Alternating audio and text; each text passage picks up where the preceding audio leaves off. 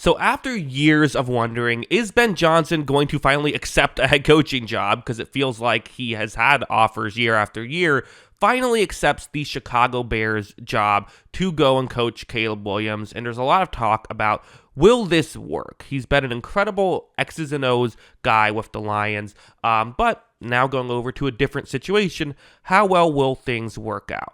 Well, first, I wanted to kind of talk about the history of him with the Lions, kind of what actually happened there. When did they see their success? Because I hear a lot of people bringing up, well, not going to have the guys he had in Detroit that he has in Chicago. So we'll bring all of that up. Also, we'll then get into some film, talk about what he likes to do and how that could potentially help Caleb Williams and how well will Williams fit in a scheme like that. So let's just get into it. And I should clarify, that's when we'll get into the film. Doing a couple charts real quick and then we'll get into some film. So yeah, let's just get into it. So the first chart I want to show is these are Jared Goff's Pro Football Focus grades. You see that was mostly pretty good with the Rams, then gets traded to the Lions, has his career worst year outside of the Jeff Fisher rookie year of a grade of 60. And can you guess when we saw Ben Johnson show up? That was 2022. If you remember, so Dan Campbell shows up in 2021. Anthony Lynn was the offensive coordinator at the time. He only went 1 year. They then replaced him with Ben Johnson, who got promoted he was with the Lions, he just wasn't the offensive coordinator. All of a sudden, you see Jared Goff's numbers for PFF go up, and it wasn't just Jared Goff. This chart next to me, these are their points per drive on the season for 2021, 2022, 2023, and 2024. You see Anthony Lynn's year, 2021. Poor Anthony Lynn getting some, catching some strays here. But you see, they were 22nd in the league that year. They then went up to 4th in Ben Johnson's first year of calling plays, 6th in 2023, and then 1st in football just last season. So you saw a significant jump. I mean, we're talking, 7/10 of a whole point per drive. That's a massive jump. So really good stuff. But of course, the question is, okay, but how much of that was Ben Johnson and how much of that was maybe, were there players added at that time? Well, again, if you look, not really. I mean, the key players added for the Lions offense were either in 2021, Penei Sewell and Amon-Ra St. Brown. In 2022, they did add Jameson Williams, but remember, he barely played in 2022. It wasn't until 2023 that we saw more of him, and then really, after that is when we really saw more of him. But in 2023, they added Gibbs, Swift, and Laporta. Remember, it was 2022 that we saw the massive jump. That was the first year Ben Johnson got there. And you could argue, well, maybe it's Penei Sewell and Amon-Ra St. Brown getting more playing time, or just kind of getting more into the thick of things their second year. It is worth mentioning Amon-Ra St. Brown was much better his second year than his first year, with much more, had much more success. But the snap count was roughly the same both years he played in 2021 and 2022. So you could argue he was more of an offense on those plays, but part of that is Ben Johnson knowing who he has in Amon-Ra St. Brown and utilizing that. So the reason I wanted to bring all this up is just in case you're concerned about, well, is he only a product of the offense? It seems to be that, there at least is a significant jump from him and Anthony Lynn. Now, maybe that's just an Anthony Lynn thing, I don't know, but definitely there at least is history of, something you can look at if you're a Bears fan and say, well, he's been better than, the coach before him in a very similar situation, which is good to see. We can now get into some film because I want to talk about what Ben Johnson does so well. It's similar to Sean Payton or Sean McVay or Kyle Shanahan. It's a lot of stuff that I think will just simply work. I think Sean Payton might even be a better example, even though I don't hear that. It's kind of a blend of Sean Payton and Sean McVay, actually. But anyway, so you see the play concept on your screen. It's a zone coverage play for the Eagles, and what the Lions are doing is they have 3 receivers essentially running just 3 different depths down the field. Against zone coverage, these plays are often so deadly.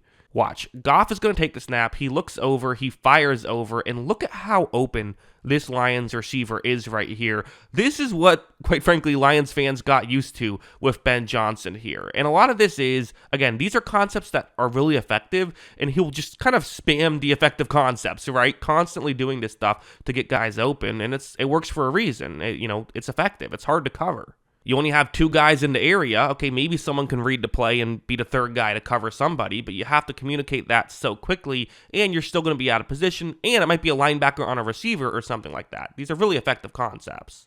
You'd also get stuff like this, where it's going to be, again, zone coverage. They have a receiver who's going to run a deep shot, just trying to take away the corner on that play. And then the tight end, TJ Hawkinson, he's going to kind of follow and try to go deep down the field. And the hope is either A, nobody picks him up and he's wide open, or B, someone picks him up, but it's a player who, maybe doesn't read the play right away, is a bit out of position, or maybe even you have a linebacker trying to play deep in coverage. So these are good concepts. Again, you see Goff takes a snap, he's going to look down the field, fires down the field, and to be honest, this is just what you get used to seeing if you're a Lions fan. I will challenge any of you, go back and watch, just look at Jared Goff highlights on YouTube.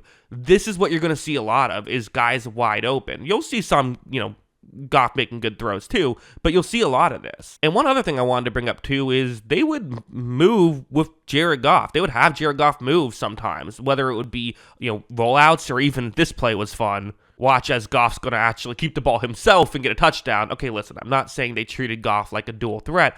All I'm saying is that they will like to have, Ben Johnson does like to have his quarterbacks move around a bit, especially with the rollouts and things like that. So how will he use Caleb Williams' legs? I think he'll pay attention to that. I really do.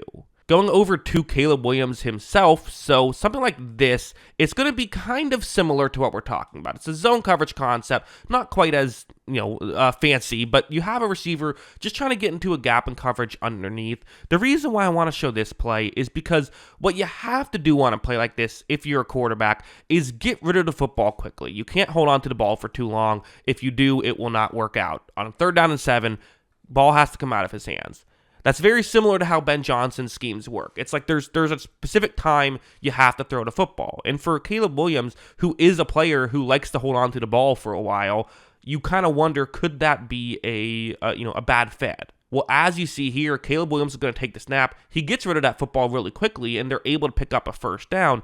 We absolutely saw this on occasion from Caleb Williams. Like, when the play concept was designed for him to have to get rid of the football quickly, I think he mostly did get rid of the football quickly. I think the bigger issue we would see from Caleb Williams is maybe him not liking a certain throw and then trying too much to make something happen, and then he would get into trouble with these 20-yard sacks where he just he didn't love what he sees right away and then has to try and figure something else out. So absolutely, for someone like Ben Johnson, he's really good at making sure that you don't have those situations, because Caleb Williams can get rid of the football quickly because there's somewhere to go with the football. Not just that, but there usually are checkdowns on these concepts that Johnson likes to scheme up. So there are going to be places to go with the football. And really, that's just going to be the question, is can Caleb Williams get the ball in the right place quickly?